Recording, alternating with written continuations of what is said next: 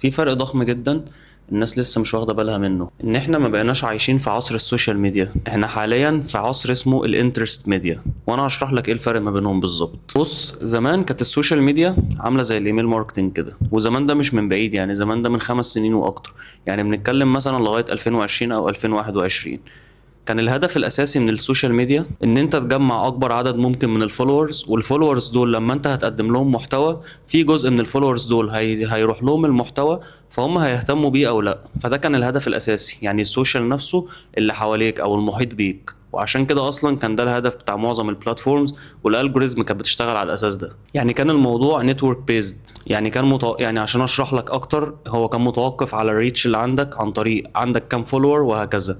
فلو انت عندك فولورز كتير اوريدي هتجيب ريتش كبير، طب لو انت مش عندك مش هتجيب ريتش كبير. لكن من بعد 2021 ولغايه دلوقتي السوشيال ميديا اصلا الالجوريزم سيستم بتاع كل البلاتفورمز اللي عليها اختلف، وهي بقت حاجه اسمها انترست بلاتفورم مش سوشيال بلاتفورم. ده معناه ايه بالبلدي؟ معناه ان المحتوى هو اللي بيختار الجمهور بتاعه، يعني الموضوع مش متوقف على عدد الفولورز اللي عندك، المحتوى بتاعك بيروح للناس اللي مهتميه بالحاجه اللي انت بتتكلم عنها.